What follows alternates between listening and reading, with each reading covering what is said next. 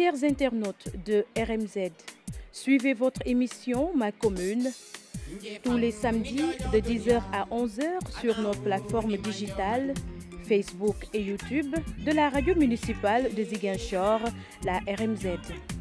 Avec ses invités, le journaliste Ali Diédhiou va aborder des thématiques liées à la commune de Ziguinchor. Bonjour, chers internautes de la radio municipale de Ziguinchor. Vous nous suivez sur Facebook et YouTube. Bienvenue dans votre émission Ma Commune, réalisée et présentée à l'hôtel Kadiandouman de Ziguinchor. Nous avons l'immense plaisir de recevoir M. Lamine Dia. Bonjour Lamine Dia. Bonjour Ali. Je voudrais dire à notre invité, le directeur de cabinet du maire Abdoulaye Baldé. Sa présentation est faite par notre confrère Olivier Ndeki, que nous écoutons. Né le 16 mars 1983 à Ziguinchor, Mamadou Lamine Dia a fait ses études primaires à l'école élémentaire David Carvalho de Soukoupapaye. Après son entrant en 6e, Mamadou Lamine Dia a rejoint le CM Malick Fall pour le cycle secondaire avant d'atterrir au lycée Djignabo de Ziguinchor où il a obtenu son baccalauréat en 2004. Mamadou Lamine Dia est orienté après son bac en poche à l'université Cheikh Anta Diop de Dakar dans la faculté des sciences juridiques et politiques. Il obtient sa maîtrise en 2009 en droit public, option relations internationales.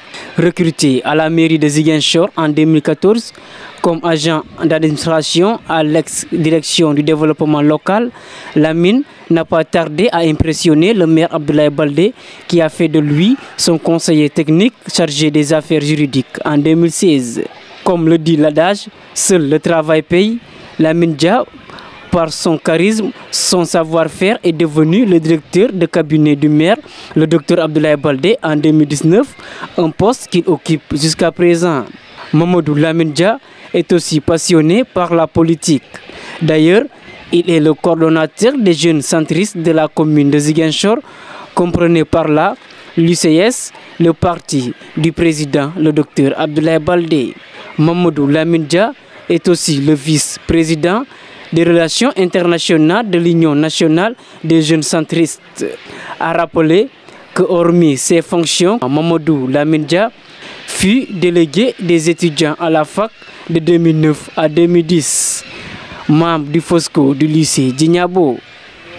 Mamadou Lamine était aussi un passionné du théâtre car il faisait partie du groupe théâtral du lycée Djignabo de Ziguinchor de 2002 à 2004. C'était là le portrait de Mamadou Lamine Dia, l'invité du jour de l'émission Ma Commune. Merci beaucoup à mon jeune confrère Olivier Ndeki pour cette belle présentation de notre invité. Mamadou Lamine Dia et le théâtre au lycée Djignabo, c'était un choix ou simple coïncidence? Oui, c'était un choix. Bonjour d'abord Ali. Bonjour à l'ensemble des auditrices ou auditeurs de votre radio, la RMZ, et tous ceux qui vous suivent sur les réseaux sociaux, Facebook et YouTube. Je voudrais, à l'entame de mon propos, vous remercier pour cette invitation, cette opportunité que vous nous donnez d'échanger, de parler aux Ziguinchorois. Alors, vous avez raison, le théâtre, ça a été un choix. Ça, c'est d'abord un choix, mais un choix qui s'est expliqué par beaucoup de circonstances. Parce que déjà, je me rappelle qu'au CM Malick Fall, on avait une troupe théâtrale où il y avait des amis avec qui j'étais dans le FOSCO. Les Jamal Sissé, les Abuja, etc. Donc eux, ils étaient en même temps dans le FOSCO, mais aussi dans la troupe théâtrale. Donc progressivement, je suivais un peu leurs prestations et j'ai été de plus en plus séduit par ce qui se faisait par le théâtre. Il faut dire que moi, au début, j'étais un peu timide quand même. J'étais un peu timide, mais une fois au lycée Djignabo, puisqu'il y avait encore ces amis-là qui ont continué à faire le théâtre, il y avait le feu Abuja, que la terre lui soit légère, il y avait Cheikh Badji, il y avait les Jamal, il y avait les filles comme Dacha, comme Nafi. Donc il y avait vraiment les Cheikh Sadibou, je ne me rappelle plus du nom de famille, les Mohamed Fall.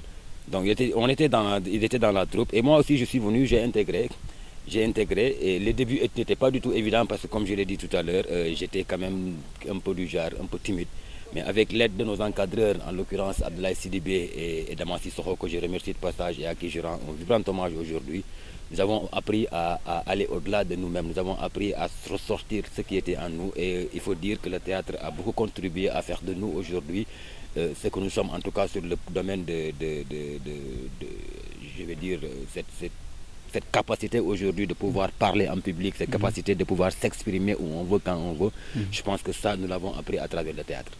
Vous avez contribué à votre manière pour l'apaisement ou bien la recherche de la paix en Casamance étant jeune élève. Oui, passage ou bien les actes qui m'ont le plus marqué dans notre passage à la troupe théâtrale. Parce qu'il faut dire qu'avec le génie de Abdoulaye Sidibé, de Daman Sissoko, mais également de Noura Cissé, le proviseur, nous avons pu entrer en contact avec une ONG dirigée à l'époque par Madame Cissé, la femme de Noura Cissé, qui avait un programme de sensibilisation dans le cadre de la paix. Et on a été sélectionné en tant que troupe théâtrale du lycée d'Ignabo pour mener ces sensibilisations, mais sous forme de pièces théâtrales. Et nous avons été dans les villages les plus reculés de cette région pour parler exactement de cette question de la paix. Et c'était dans des périodes où ceux qui avaient le courage de parler de cette question-là, on pouvait les compter des doigts. On a pris le courage à deux mains, nos encadreurs nous avaient encouragés, ils nous avaient poussés, ils nous avaient boostés. On est parti parler de la paix partout où les gens n'osaient pas en parler. Et on a encore en souvenir un forum qu'on avait organisé où il y avait plus de 52 ONG qui intervenaient à Ziguinchor. Il y avait l'abbé Diamacoune Senghor, il y avait le gouverneur, je pense, de la région de Ziguinchor, le préfet, il y avait toute l'administration ziguinchoroise, le MFDC et la partie étatique.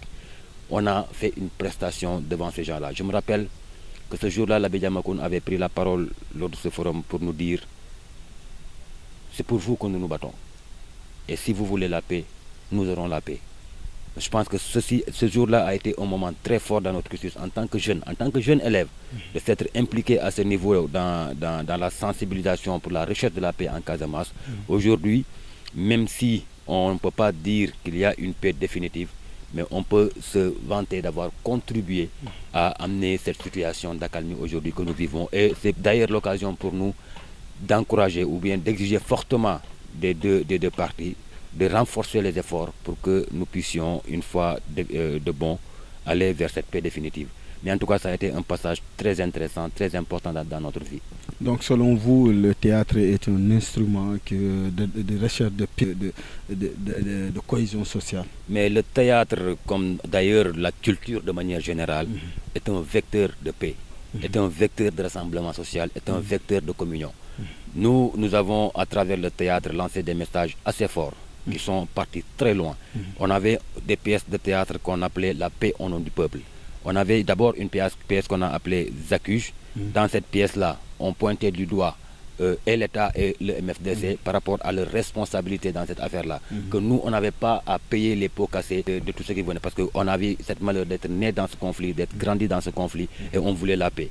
Après Zakuj, on a joué ce qu'on appelle la paix au nom du peuple. La paix au nom du peuple était une pièce dans laquelle on a un peu fait le tour.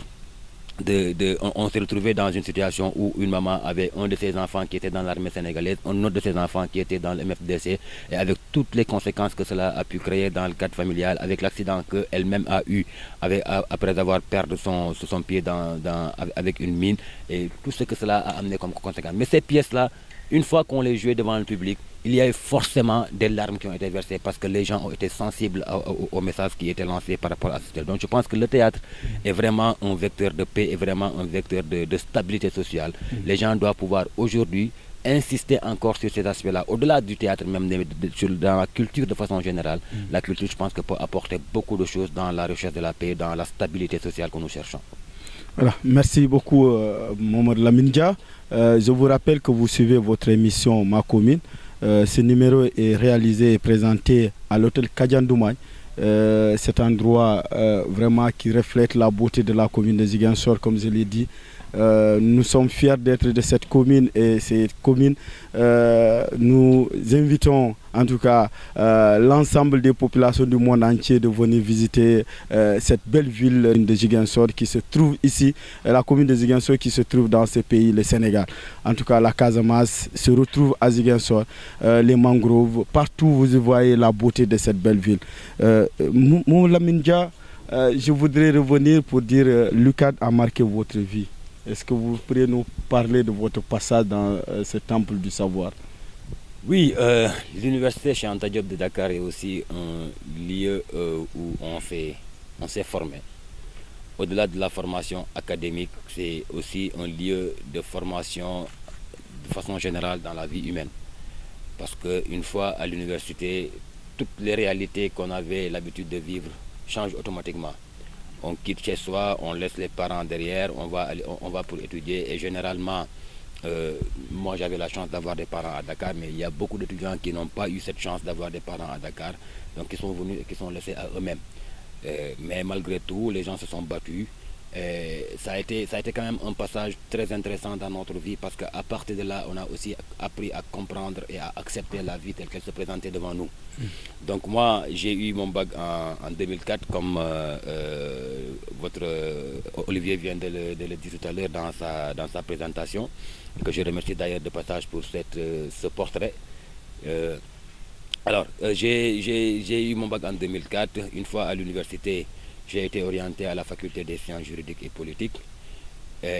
Qui connaît la faculté des sciences juridiques et politiques, à l'instar de beaucoup d'autres facultés d'ailleurs, les conditions d'études étaient un peu difficiles. Au lycée, on avait l'habitude d'être dans une classe de 40 à 50 personnes. Arrivé à la faculté de droit, en première année, on était 10 500 étudiants. 10 500 étudiants pour un amphithéâtre qui faisait à peu près 2500 à 3000 places. Vous voyez déjà les conditions qui n'étaient pas réunies pour vraiment étudier vraiment dans la tranquillité. Et moi, mes parents habitaient à Djamalai. Donc, mais heureusement, parce que ça aussi, ça a été pardon, un fruit de notre activisme au niveau du lycée. Parce que quand on est venu à l'université, on avait déjà trouvé là-bas nos grands frères qui nous avaient devancés, ceux qui ont eu le bac avant nous et qui avaient déjà des logements au niveau de l'université. Donc moi, quand je suis arrivé, j'ai été pour un premier temps hébergé par ces camarades-là, Cheikh Tidiane Badji et le feu Abuja, pour qui nous ne cesserons de prier. Il y avait les Jamas, donc on a été hébergés. Je me rappelle que cette année, c'était encore au 55N, c'était une chambre double, comme on l'appelait, où il y avait deux lits individuels. Nous, on était à peu près 12 personnes dans la chambre. On était 12 personnes dans la chambre, donc l'essentiel pour nous, c'était de trouver où mettre la tête, puis se réveiller le matin et sortir de la chambre. Ça n'a pas été évident pour nous, mais on a quand même tenu, on s'est battu, on a continué, jusqu'au moment où on a commencé à améliorer nos conditions. Dieu merci. Pour la plupart d'entre nous, même si certains n'ont pas pu poursuivre leurs études jusqu'à terme, mais moi j'ai eu la chance d'avoir été jusqu'en maîtrise, où j'ai eu ma maîtrise en droit public, option relations internationales. Je me suis d'ailleurs inscrit en master 2 d'études et pratiques des relations internationales. On avait d'ailleurs fini de faire les cours, j'avais fini de rédiger mon mémoire, mais malheureusement après, entre-temps, le master ayant tiré en longueur, j'ai dû abandonner pour revenir au Bercail, chercher un peu de quoi faire, parce qu'à un moment donné aussi on a besoin d'avoir une stabilité. Donc c'est comme ça qu'on est revenu à Ziguinchor. Mais on compte encore retourner, même si ce n'est pas à l'UCAD, mais à l'université de Ziguinchor pour poursuivre nos études avec un master et un doctorat. J'ai déjà ciblé la filière que je voudrais faire. Donc du coup, on va s'y mettre, parce que comme le disent les Wolof, Djang du Wess. Voilà. L'UCAD, comme on l'a dit, c'était Bango 2, une réalité. Oui, peut-être qui a forgé en vous quelque chose. Oui, l'université, la vie de campus, en fait, la vie à l'université Cheikh Anta Diop de Dakar est forcément une formation qui fait de nous un véritable homme.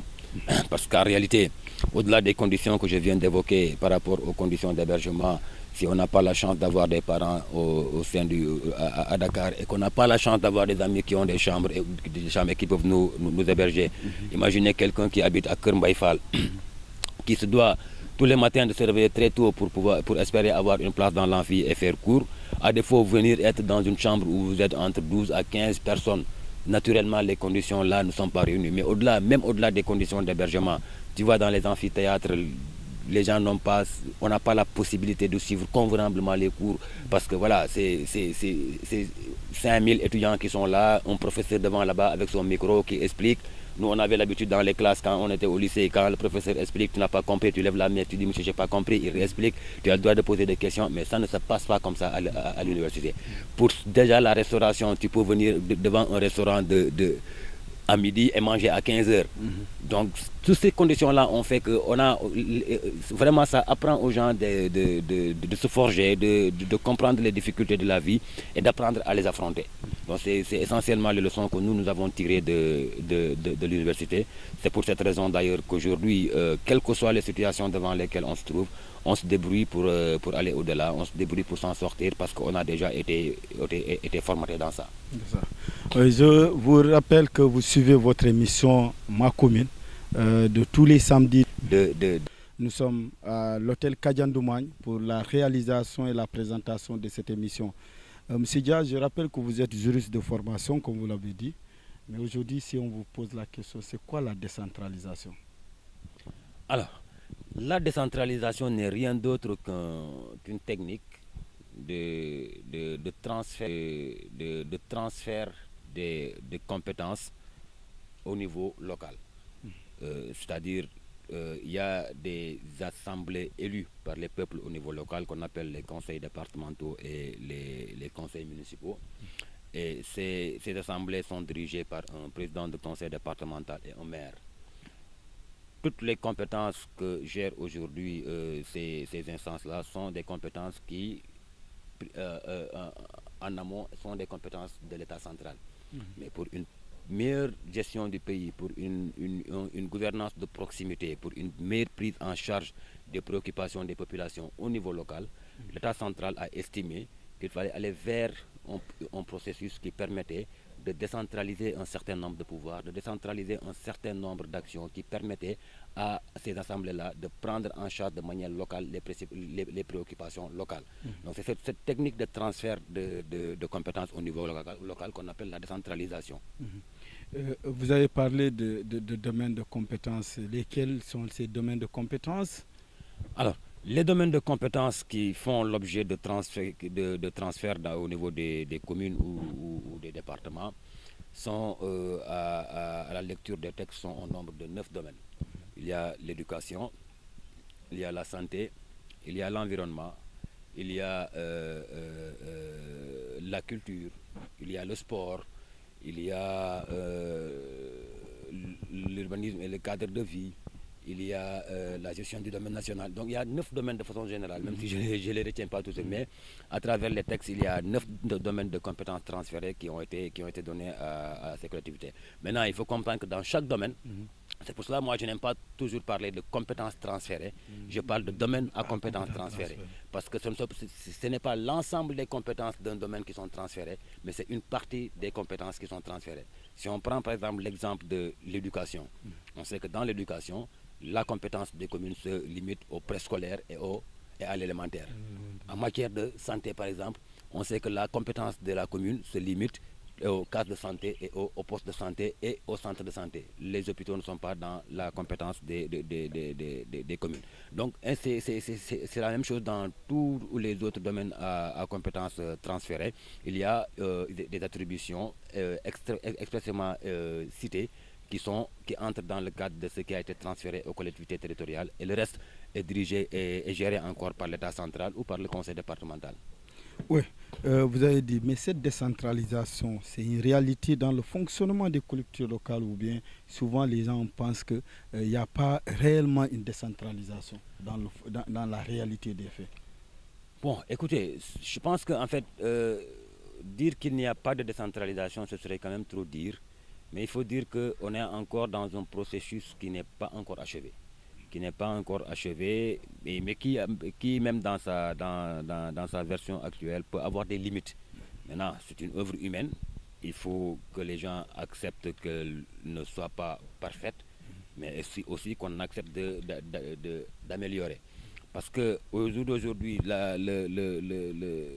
le plus grand défi auquel font face les collectivités territoriales, c'est le défi des ressources financières. Et dans les textes qui organisent les transferts de compétences, il est dit clairement que tout transfert de compétences doit être concomitant au transfert des moyens qui vont permettre aux collectivités territoriales de prendre en charge les transferts qui ont été transférés. C'est vrai, il y a aujourd'hui les fonds de dotation et les fonds de concours, mais avoir le montant de ces fonds de dotation et de ces fonds de concours, on sait nettement qu'on est loin de permettre à ces collectivités territoriales de prendre en charge correctement les préoccupations des populations. C'est pour cette raison que l'acte 3 de la décentralisation a posé en fait un principe fondamental, parce que elle était évanchée en 3 phases. C'était d'abord la communalisation intégrale. Après la communalisation intégrale, on allait aller vers les transferts financiers.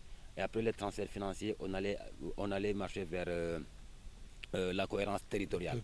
La cohérence territoriale. Donc c'était les 3 axes majeurs de l'acte 3 de la décentralisation. Aujourd'hui, on a fait la communalisation intégrale et la départementalisation avec la suppression des régions comme ordre de communauté de collectivités territoriales.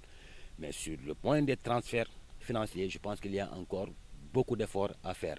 Si on prend juste l'exemple des transferts de l'État vers les collectivités territoriales en dehors des fonds de dotation et des fonds de concours, on prend souvent l'exemple de TVA, la taxe sur la valeur ajoutée. Vous allez dans d'autres pays comme le Maroc, comme le Mali, ce que les pays transfèrent aux collectivités territoriales sur les TVA avoisine les 20 à 30%. Alors qu'au Sénégal, on est encore vers les 6 à 7% de transfert de ce qui est récolté des TVA. Je pense que c'est encore très bas, très petit, très peu pour permettre aux collectivités territoriales de prendre en charge correctement leur mission.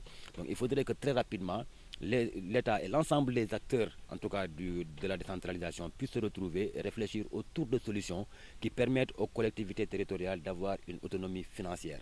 Parce que malheureusement, c'est cette absence d'autonomie financière qui fait qu'aujourd'hui, la plupart des communes, en tout cas en vue, ne se limitent qu'à faire des paiements de salaire.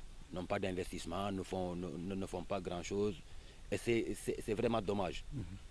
Les grandes communes comme Ziguinchor, Dakar et autres, aujourd'hui avec le programme PACASEN, ont un peu amélioré leur niveau en termes d'investissement. Mais il y a des communes aujourd'hui qui passent tout leur temps, 12 mois sur 12, à ne payer que des salaires. Parce que même les fonds de concours qu'on leur envoie ne peuvent pas en réalité permettre de faire des réalisations en fait, concrètes. Donc, je pense que c'est là où il faut mettre l'accent, régler cette question des transferts financiers pour permettre aux collectivités territoriales d'avoir une autonomie financière qui leur permet d'avoir une politique locale viable, qui leur permet de financer des projets qui font de leur commune, en tout cas des communes, de véritables communes. Aujourd'hui, si je voudrais vous poser la question à savoir quelles sont les missions d'une mairie. Alors, les missions d'une mairie, elles sont nombreuses. Alors, les missions d'une mairie, elles sont nombreuses et transversales, mais il y a souvent ce qu'on appelle la clause de compétence générale des collectivités territoriales. Donc, c'est la prise en charge des préoccupations des populations. Ça, c'est la mission qui est transversale. Mais au-delà, nous savons que la mission des mairies est un peu axée sur les domaines à compétences transférées. Dans chaque domaine à compétences transférées, il y a une mission bien précise qui a été donnée aux mairies. Si on prend le cas de la santé par exemple, on dit pour la mairie peut construire des postes de santé, les équiper, mais il gère aussi la gestion des postes de santé. En termes d'éducation, on a l'organisation des fêtes de l'excellence, on a la fourniture en personnel d'appoint pour les écoles, la mise à disposition des fournitures scolaires, etc. Donc il y a beaucoup de missions. Dans chaque domaine à compétences transférées, il y a une liste de missions qui ont été attribuées aux maires. Et cela s'ajoute à ce que j'appelle tout à l'heure la clause de compétence générale qui dit que les communes ont pour mission de prendre en charge les préoccupations des populations. Je vous rappelle que vous suivez votre émission Ma Commune de la radio municipale de Ziguinchor. C'est tous les samedis de 10h à 11h. Notre invité est le directeur de cabinet du maire Abdoulaye Baldé, maire de la commune de Ziguinchor. Monsieur le directeur, quelles sont vos missions? Alors, le non-directeur de cabinet du maire, je pense que son nom fixe lui-même ses missions. Je coordonne un peu le cabinet du maire. Et qui dit cabinet du maire retourne à toutes les activités qui tournent autour du maire et je les coordonne. Je gère l'administration du cabinet et la plupart des tâches du maire, en tout cas, qui sont les tâches propres du maire, je gère aussi la coordination. Mais j'appuie aussi le secrétariat général dans l'administration municipale. Parce qu'il faut dire que c'est le secrétaire général qui est la cheville ouvrière de l'administration municipale. C'est à travers lui que l'administration est gérée. Et nous, on vient en appoint par rapport à beaucoup de questions. Parce qu'il y a de ces questions qui peuvent être transversales entre le cabinet et le secrétariat général. Donc on s'entraide mutuellement. Mais essentiellement, on est dans la coordination, on est dans la gestion du cabinet, on est dans la coordination des activités du maire, on est dans la gestion des relations entre le maire et les populations, entre le maire et les élus. On est dans la coordination de tout ce qui peut intéresser le maire, en tout cas à tout moment. C'est pour cela que nous, on n'a pas de repos, on n'a pas de week-end. Toi, tu dois en savoir quelque chose. Tant que le maire est en activité, nous sommes en activité et c'est quand même un grand plaisir pour nous d'être à côté de cet homme qui vraiment, il faut le dire aux Ziguinchorois, est un travailleur. Ablaye n'a pas de samedi, il n'a pas de dimanche, il n'a pas de jour, il n'a pas de nuit. À chaque fois que le besoin se pointe, il est sur le terrain. Mais ils vous diront qu'il est élu pour ça? Oui. Combien de gens sont élus pour ça et qui ne le font pas? Je pense que quand quelqu'un le fait, il faut communiquer.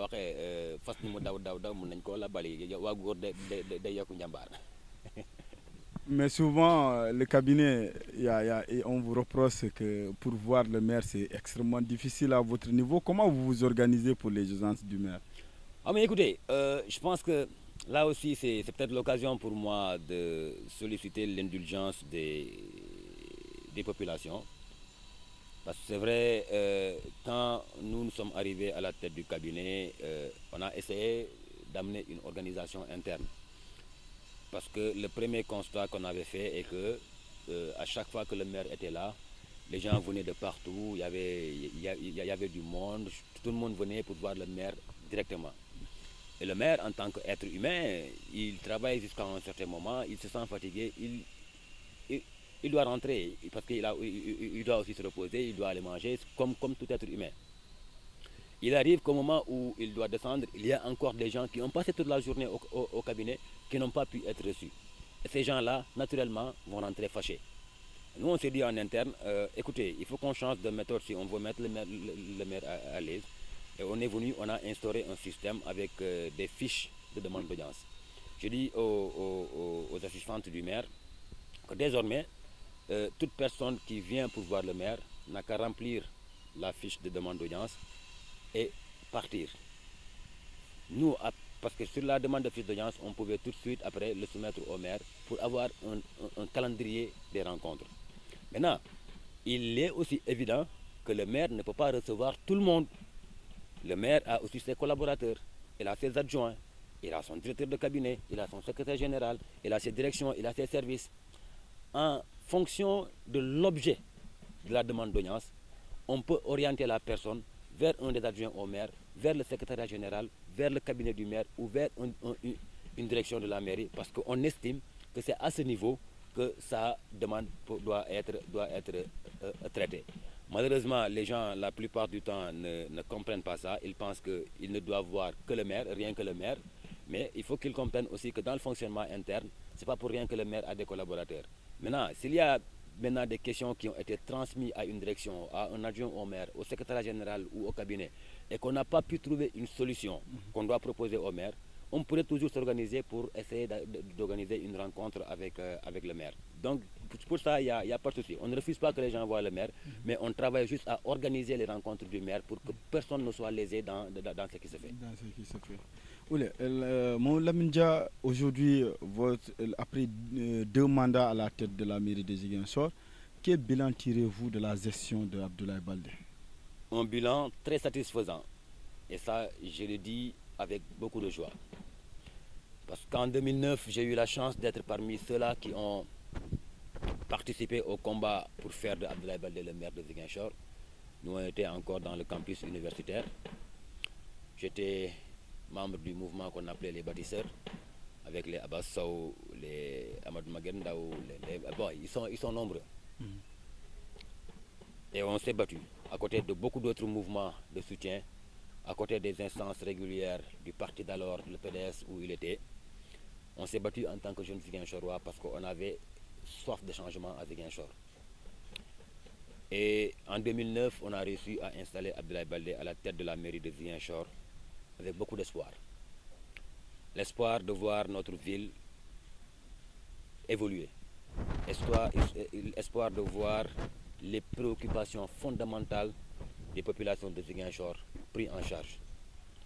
Et aujourd'hui, en 2021, si on doit évaluer ce parcours pour voir si on est satisfait ou pas, sans embâche, nous disons aux gens, nous n'avons pas regretté d'avoir participé à ce combat-là. Nous n'avons pas regretté d'avoir porté Abdoulaye Baldé à la tête de cette municipalité parce que son bilan aujourd'hui parle de lui-même. De 2009 à nos jours, pour qui connaît Ziguinchor, c'est que Ziguinchor a connu un changement radical. Ziguinchor a fondamentalement changé. Et ça, c'est l'œuvre d'Abdoulaye Baldé. Et cela dans tous les domaines qu'on puisse prendre. Dans le domaine de la santé, par exemple.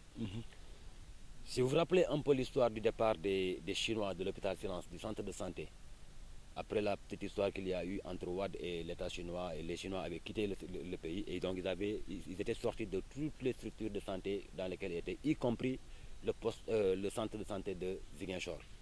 Après le départ des Chinois, tout le monde se rappelle que l'hôpital qu'on appelait l'hôpital Silence, l'hôpital Silence était dans un état de délabrement très avancé. L'hôpital était pratiquement plus fréquenté. Il a fallu qu'Abdoulaye Baldé vienne, je pense après 2009, c'était en 2010 ou 2011, il a trouvé des partenaires avec la coopération espagnole. Il a injecté 800 millions dans ce centre de santé-là pour que nous puissions avoir aujourd'hui ce centre de santé de référence. Et au moment où je vous parle, vous allez au centre de santé, les travaux sont en cours. Un bloc opératoire a déjà été construit dans ce centre-là et va être équipé. Rares sont les centres de santé du Sénégal qui ont des blocs opératoires. Aujourd'hui, il est en train de construire un centre de traitement, de prise en charge des cancers du col de l'utérus et du cancer du sein. Rares sont les centres de santé qui ont ces dispositifs-là. Aujourd'hui, quand il arrivait également, quand on entendait parler de postes de santé, on avait essentiellement deux postes de santé qu'on entendait le nom à Ziguinchor. C'était Colette Senghor, c'était Hôpital Mané de Lindiane. C'était ces postes de santé-là qui étaient quasiment fonctionnels. Le maire a mis 53 millions dans le poste de santé de Santhiaba pour le rénover totalement. Le poste-là aussi était quasiment délabré. Il a réfectionné ce poste de santé-là, il a équipé et les choses ont commencé. Le maire a construit un poste de santé, un nouveau poste à Soukoupapaye. Le maire a construit un nouveau poste de santé à Djibok. Il a construit un nouveau poste de santé à Goumel. Il a construit une maternité à Colette Senghor. Quel que soit le nom de Colette Senghor qu'on entendait, quelle que soit la grandeur de ce poste-là, il n'y avait pas de maternité. Et pourtant, les gens venaient y faire leur consultation prénatale, mais pour aller accoucher ailleurs. Il a construit aujourd'hui une maternité dans ce poste-là. Les actions du maire dans le domaine de la santé, une seule émission ne nous permet pas de tout citer. Ça, c'est dans le domaine de la santé. Vous prenez dans le domaine des infrastructures routières. Il fut des temps, circuler dans Ziguinchor était un véritable casse-tête pour les Ziguinchorois, parce qu'il n'y avait pratiquement pas de bonne route. Il n'y avait pratiquement pas d'accès pour les temps. Moi, je me rappelle encore quand nous, on quittait Dakar pour venir en vacances à Ziguinchor quand on était étudiant. Tu descends à la gare routière, tu prends un taxi, tu lui dis Soukoupapaye, mais il ne te regarde même pas.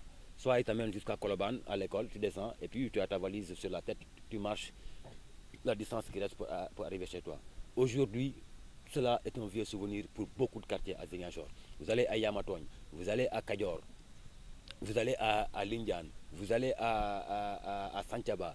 Dans pratiquement tous les quartiers, il y a aujourd'hui des infrastructures routières qui ont désenclavé l'ensemble de ces quartiers-là. Et aujourd'hui, à travers un nouveau programme qu'il appelle le PACASEN, il est en train aussi de lancer un programme pour la construction des routes. Tout le monde sait que les HLM sont un titre foncier des SN HLM. Le maire pouvait se dire, écoutez, je n'ai pas d'investissement à faire à ce niveau. Mais il a compris que quel que soit le statut de titre foncier de ces sites-là, c'est les populations ziguinchoroises qui y vivent. Et aujourd'hui, le constat est que la voirie interne des HLM Néma est complètement vraiment délabrée. Il n'y a plus de bonnes routes à Ziguinchor. Le maire a prévu de réhabiliter toute cette voirie aux HLM. Aux HLM. Donc dans peu de temps, les travaux vont commencer. Donc le calvaire que les populations vivaient dans les HLM par rapport à la circulation va bientôt être un vieux souvenir. Le maire a aussi mis l'accent sur des axes routiers qui sont très stratégiques. Prenez la route qui va du triangle le triangle du marché Chémor vers le cimetière de Belfort. Cette route-là a été une vieille revendication des populations, surtout en période d'hivernage. Personne ne pouvait passer par là. Et c'était une route très stratégique. Une route très stratégique. Aujourd'hui, le maire a trouvé les fonds avec l'appui du FERA pour construire cette route-là. Vous allez à Néma 2, la route qui quitte du mur des sapeurs pour aller vers les 54 mètres. Le maire a choisi cette route-là dans un programme qui va bientôt démarrer. Vous prenez la route du CMT, de la route de l'université jusqu'à Elton et qui descend juste après le CMT jusqu'à Kandé. Cette route-là va également être faite. Et ça, c'est en plus de tout ce qui est déjà fait, le boulevard Alpha, la route de Kandjalan, la route de Koloban.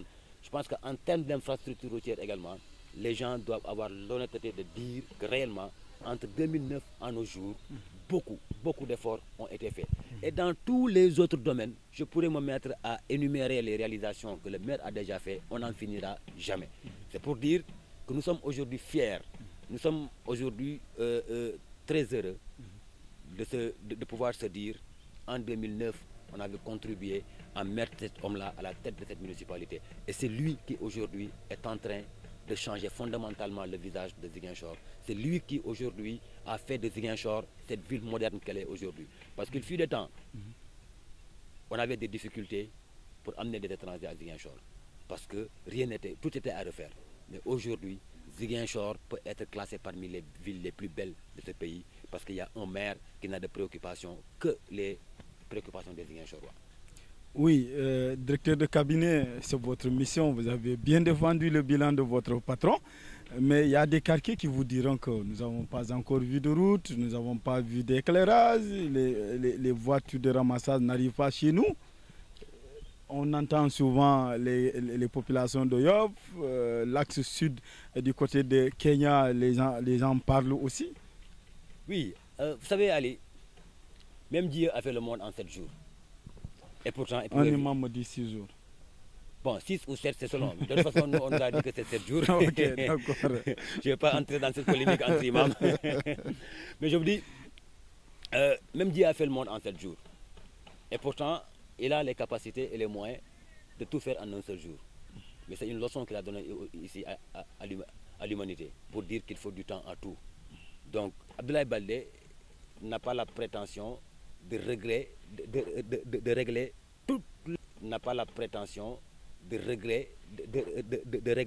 toutes les difficultés de Ziguinchor en un seul coup de baguette magique. Non. Mais il s'est inscrit dans cette voie-là. Donnons-lui le temps de terminer ce qu'il est en train de faire. On verra qu'il n'est là que pour Ziguinchor. C'est vrai, il y a aujourd'hui des quartiers où, réellement, lui-même il le dit, des fois il se promène dans un quartier où il se dit, mais attends, moi ici, rien n'est encore fait ici. Mais dans tous ces quartiers-là, le maire a encore des projets. Le maire a des projets. Et ce ne sont pas des projets aériens comme ça. C'est des choses qui sont déjà ciblées, dont les financements sont déjà cherchés, dont les moyens disposent déjà. Pour certains, les marchés sont déjà lancés. Donc il y a dans tous ces quartiers-là des réalisations qui sont prévues. La gestion des ordures ménagères, il faut dire qu'il y a une amélioration nette depuis quelques années. Parce que le problème qui se posait, naturellement comme les autres communes ont lancé un marché, une entreprise privée venait, gagne le marché et était chargée d'exécuter les travaux de ramassage des ordures. Et malheureusement, il arrive quelquefois dans l'exécution du marché qu'il y ait des failles qu'on note et qui crée beaucoup de problèmes dans ça. Et c'est au regard de ces difficultés-là que le maire a pris son courage à 2 mains et a décidé d'interner la gestion des ordures ménagères en le menant en régie. D'abord, il est parti à travers une coopération. Il a trouvé 2 camions bennes deux camions de ramassage des ordures. Et puis, avec la collaboration de l'UCG, la mairie a mis en place une équipe avec des matériels. L'UCG également a son matériel. Aujourd'hui, pour la plupart des quartiers, en tout cas, le ramassage des ordures est en train de se faire de façon correcte. Maintenant, il y a des quartiers qui, pour défaut d'infrastructures routières, il y a une difficulté d'accès des camions dans ces quartiers-là. Et là aussi, le maire en est vraiment conscient et des solutions sont en train d'être trouvées provisoirement pour mettre des bacs à ordures un peu partout dans Ziguinchor et trouver des points. Mais je pense que tout cela va être réglé par un vaste programme qui a déjà démarré de construction d'une usine de traitement des déchets ménagers qui est une composante du programme Prodemut. Le Prodemut, parce que c'est 2 volets. Le premier volet, c'est la construction du centre de traitement des déchets biomédicaux qui a été déjà fait, et qui est déjà fonctionnel, qui a été implanté au niveau de l'hôpital régional. Et le deuxième volet, c'est la construction effectivement de cette usine de traitement des déchets ménagers. Et les travaux, en ce que je cherche, étaient censés démarrer la semaine dernière. Sinon pas démarrer, c'est peut-être quelques réglages administratifs qu'ils attendent, mais qui vont démarrer. Mais en plus de cela, il y a un programme de l'UCG avec l'État du Sénégal qui va installer des points de collecte dans les différents quartiers.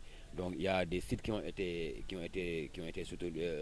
sélectionnés, à peu près une vingtaine ou une trentaine de sites dans les quartiers, où il y a des infrastructures vraiment modernes qui vont être mises en place et qui vont servir de lieu de collecte et de tri des déchets ménagers. Donc cela va régler le problème des quartiers où l'accès est un peu difficile, en attendant que les infrastructures routières prévues dans ces quartiers-là soient réalisées. L'un dans l'autre, il y a en tout cas un vaste programme dans ce domaine-là, et dans peut-être 1 à 2 ans, la question de la gestion des ordures ménagères va vraiment être un vieux souvenir pour Ziguinchor. Parce que les travaux pour le centre de gestion des déchets ménagers, la durée des travaux c'est sur 5 ou 6 mois. Donc s'il démarre maintenant d'ici 5 à 6 mois, les travaux vont être achevés. Et en plus de tous les autres programmes qu'on a qui viendront, je pense que cette question c'est là un vieux souvenir. Voilà, la question des ordures est abordée. Mon Lamine, les autres années, il y a eu des difficultés dans la gestion des eaux pluviales. Il y avait inondation à Ziguinchor, même si cette année, on n'a pas senti tellement, même s'il y en a eu.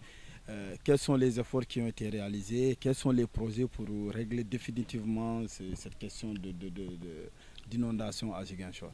Oui, il faut tout de suite rappeler ce que nous avons toujours dit, que l'assainissement n'est pas un domaine à compétence transférée. Le débat là revient encore. Il va revenir parce que c'est cela la vérité. Quand le maire l'a dit, je pense que personne ne l'a contesté et nous l'avons dit partout. Et nous avons sorti des textes. En fait, l'assainissement n'est pas un domaine à compétence transférée. Mais le maire, dans le cadre de la clause de compétence générale dont j'ai évoqué tout à l'heure en début d'émission, ne peut pas, face aux difficultés que vivent les populations, rester les bras croisés au seul prétexte que ce n'est pas un domaine à compétence transférée. C'est pour cette raison que le maire a pris la question en main et a contribué à la recherche de solutions pour soulager les populations. Et c'est ainsi qu'avec, en tout cas pendant cette hivernage-là, il a fait appel à l'ONAS et à des entrepreneurs locaux pour la mise à disposition de matériel qui allait permettre de sortir les eaux des maisons, qui allait permettre de, en tout cas, soulager les populations pendant cette période-là. Et après cela, il a tout de suite pensé à des solutions. À des solutions parce que le problème, par exemple, de Belfort, par exemple, le problème majeur, c'était le canal qui s'était affaissé. Le maire, à travers ses fonds propres, a refait une partie du canal, en tout cas pour assurer une évacuation correcte des eaux. C'est pour cette raison. Je ne dis pas qu'il n'y a pas eu d'inondation cette année à Belfort, mais ça n'a pas eu la même ampleur que en fait, les inondations qu'il y avait il y a 1 an. C'est parce que ces travaux sommaires-là ont été réalisés. En attendant d'arriver à la réalisation du projet que le maire a déjà entamé avec la ville de Agde. Parce qu'avec la ville de Agde, c'est des réseaux sommaires d'évacuation des eaux de pluie qui vont être construits. Et Belfort est le quartier prioritaire que le maire a choisi pour abriter ce projet dans le cadre du partenariat avec la ville de Agde. Le maire de Agde était là il y a quelques semaines de cela. Les jalons ont été posés et dans les jours à venir, les techniciens vont se mettre dans le projet et les travaux vont démarrer il n'y aura pas longtemps. Et il a fait de même à Boudoudi. À Boudoudi également, la difficulté majeure, les gens l'avaient vécu et après l'hivernage, le maire a cherché les moyens, toujours avec le FERA, pour ériger un canal d'évacuation des eaux vers le fleuve. Vous avez vu un nouveau canal qui est en train qui a été construit à Boudoudi. Et cela a aussi fait que cette année, vous n'avez pas entendu les difficultés auxquelles Boudoudi était confronté les autres années. Donc il y a tous ces efforts-là que le maire est en train de faire, excusez-moi, pour dire que au-delà des questions de transfert de compétences, au-delà de ce qui entre dans sa compétence ou pas, le maire accorde une attention particulière à cette clause de compétence générale qu'il veut que le maire soit là à chaque fois que les populations sont dans le désarroi, à chaque fois que les populations sont dans le besoin, qu'il soit présent à leur côté pour les accompagner. Voilà, Mohamed Lamine, nous continuons cette émission Ma Commune, une émission de la radio municipale de Ziguinchor, tous les samedis de 10h à 11h, réalisée ici et présenté à l'hôtel Kadjandoumay. Je me sens à l'aise ici, hein. Franchement, comme je l'ai dit, c'est notre commune et tous ceux qui nous suivent doivent savoir qu'ils peuvent venir visiter la ville de Ziguinchor. La population est accueillante, extraordinaire et charmante. Vous êtes les bienvenus dans la commune de Ziguinchor. Oui, mon Lamine, nous avons parlé aujourd'hui de ces problèmes, mais nous avons constaté une dynamique dans le cadre de la coopération décentralisée. C'est une option pour le maire de la commune de Ziguinchor ou bien? Oui, une option pour le maire de la commune de Ziguinchor qu'il faut d'ailleurs remercier et féliciter parce qu'il n'est pas donné à tous les maires d'avoir un agenda aussi riche. La coopération décentralisée, le maire accorde beaucoup d'importance à ça parce que la raison elle est simple. Quand on est une mairie ambitieuse, on ne peut pas se contenter des peu de ressources propres qu'on a et des peu de ressources que nous transfère l'État central. Il faut chercher des ressources additionnelles, il faut chercher des fonds ailleurs pour moderniser sa ville. Et c'est pour cela que le maire, dans sa démarche, il fait les efforts qu'il faut pour continuer à augmenter le niveau des recettes pour les ressources propres. Il fait le plaidoyer qu'il faut pour que les transferts de l'État vers les communes soient de plus en plus conséquents. Mais il fait aussi beaucoup d'efforts pour que la coopération décentralisée de Ziguinchor soit une coopération dynamique, soit une coopération qui rapporte des fruits à Ziguinchor. Et c'est ces trois éléments-là combinés qui font qu'aujourd'hui, l'ensemble de ces projets qui sont en train d'être réalisés à Ziguinchor puissent voir le jour.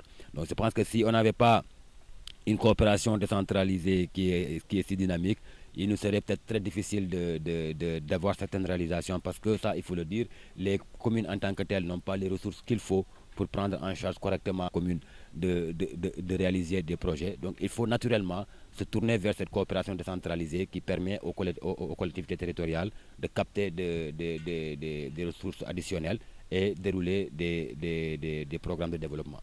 Exactement, sur ces questions de ressources dont vous faites allusion, comment la mairie se débrouille pour collecter et son taux de recouvrement? Oui, il faut dire que depuis 2 à 3 ans, quand même, le taux de recouvrement a connu des améliorations nettes parce que je pense il y a 4 ou 5 ans, on était vers les 66 à 67%. Et pour l'année 2020, le taux de recouvrement a avoisiné, je pense, les 80% si je ne m'abuse. Je pense que ceci aussi est le résultat d'un management réussi par le maire.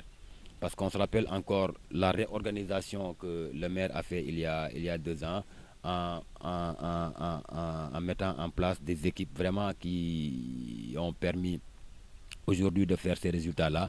Le maire a vraiment mis l'accent sur beaucoup d'aspects pour que les recettes de la commune puissent être améliorées avec vraiment tout ce qu'il y a comme ressources humaines autour de lui. Et c'est cette organisation-là aujourd'hui, avec vraiment des moyens d'accompagnement, avec des objectifs qui ont été fixés. On se rappelle encore que le maire a organisé beaucoup de réunions avec les services concernés, que ce soit la RPM, que ce soit les techniciens de la mairie, pour réfléchir autour des recettes de la commune. Parce que le constat était que le taux de recouvrement était assez faible quand même, si on le comparait par rapport à tout ce qu'il y avait comme possibilité. Donc ce sont ces rencontres-là, ces réunions-là et les décisions qui ont été prises, que le maire a suivi la mise en œuvre par rapport à beaucoup de domaines qui aujourd'hui sont en train de donner ces résultats-là. Il faut dire que même si on est encore loin d'être très satisfait, mais on est quand même heureux de voir que les choses évoluent. Peut-être que dans les années à venir, progressivement, on pourra atteindre beaucoup. Parce qu'il faut dire qu'il y a une étude de l'ADM qui montre que Ziguinchor pouvait recouvrer jusqu'à 5 milliards. Jusqu'à 5 milliards. Malheureusement, on n'est pas encore à 5 milliards. Aujourd'hui, avec le PACASEN, on avoisine les 4 milliards. Sans le PACASEN, peut-être on serait vers les 3 milliards ou 2 milliards, 2 milliards et quelques. Donc ça veut dire qu'il y a encore des efforts à faire pour les niches de recettes, pour les techniques de recouvrement, pour les services qu'il faut. Il y a encore des efforts à faire pour que vraiment la santé financière de Ziguinchor soit vraiment une réalité. Voilà, la santé financière de Ziguinchor. Aujourd'hui, vous êtes jeune, vous êtes un responsable des jeunes. La question de l'emploi des jeunes pose problème dans ce pays, mais aussi particulièrement à Ziguinchor. Oui, la question de l'emploi des jeunes est une question qui préoccupe tout le monde, l'État central, les partenaires au développement, etc. Tout le monde, parce que aussi un jeune qui après sa formation n'a qu'une seule aspiration, c'est de trouver de l'emploi. Mais au jour d'aujourd'hui, on sait que ce n'est pas encore une question totalement résolue, même si, ça il faut le dire, l'État a eu des initiatives qui pourraient encourager la création d'emplois pour les jeunes, qui pourraient réduire considérablement le taux de chômage des jeunes, parce qu'avec l'ADER, avec les différents programmes de financement des jeunes, avec les recrutements massifs au niveau de la fonction publique, avec beaucoup d'autres programmes de l'État, il y a quand même des efforts qui sont en train d'être faits. Mais spécialement pour la commune de Ziguinchor qui nous intéresse, même si on sait que l'emploi des jeunes n'est pas un domaine à compétences transférées, il faut dire que toujours tenant compte de cette clause de compétence générale des collectivités territoriales, le maire est en train vraiment de travailler à créer les conditions pour que Ziguinchor puisse abriter plus d'institutions, de plus d'infrastructures, de plus d'investisseurs qui viendront investir à Ziguinchor. Et quand les investisseurs viennent investir, naturellement, ça crée de l'emploi pour la jeunesse. Et en termes aussi de recrutement au niveau de la mairie, dans le respect total des règles qui encadrent ces recrutements, le maire a fait beaucoup d'efforts, surtout avec les jeunes. Beaucoup de jeunes sont aujourd'hui recrutés au niveau de la mairie sans tenir compte de leur appartenance politique, ça il faut le dire. Vous venez à la mairie, dans les directions, vous trouvez des gens qui ne savent pas ce que c'est que la politique, qui n'ont jamais fait de la politique, qui sont là, qui ont des responsabilités. Donc ça aussi c'est un esprit républicain du maire. Au jour d'aujourd'hui, vous voyez un peu dans l'attelage administratif de la mairie, vous verrez que la plupart des postes de responsabilité sont occupés par des jeunes. Ça aussi dénote d'une confiance que le maire a envers sa jeunesse. Votre leader est candidat à sa propre succession. Aujourd'hui, quels sont ses projets pour Ziguinchor? Alors, notre leader est candidat à sa propre succession parce que les Ziguinchorois veulent de lui. Ça, il faut le dire. Non, mais il y a des Ziguinchorois qui disent que comment il n'a pas travaillé. Comment vous voulez les Ziguinchorois? Moi, je dis souvent aux gens qu'il n'y a pas plus grand manque de respect aux Ziguinchorois que d'avoir le courage de les regarder dans les yeux et leur dire qu'Abdoulaye Baldé n'a rien fait pour Ziguinchor. C'est irrespectueux. Ah bon? Oui. Comment? C'est irrespectueux parce que les réalisations d'Abdoulaye Baldé sont visibles à l'œil nu. On n'a pas besoin d'un microscope pour voir ce qu'Abdoulaye Baldé a fait à Ziguinchor. Malheureusement, c'est ce genre de comportement qui font que nous, hommes politiques, nous peinons à nous faire respecter. Parce que quand on va devant un Ziguinchorois qui a vu tout ce que le maire a fait à Ziguinchor, qui compte tous les jours ce que le maire a fait à Ziguinchor, toi tu as le courage de venir lui dire Abdoulaye Baldé n'a rien fait à Ziguinchor, il se dit mais celui-là il se prend pour qui? Ils disent que c'est l'État qui a réalisé. C'est un faux débat. C'est un faux débat parce que Ziguinchor n'a pas existé que depuis 2012, ça c'est un. Et j'ai souvent l'habitude de dire aux gens, je pense que ce que j'ai expliqué tout à l'heure avec dans la décentralisation suffit aisément comme réponse à ça. La commune, les collectivités territoriales sont des démembrements de l'État central. Tout ce que font les communes, les maires dans les communes, ils le font au nom de l'État. Ils le font pour l'État. Même si ce n'est pas l'État qui donne tous les moyens.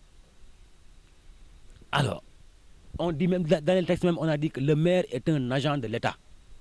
C'est ça.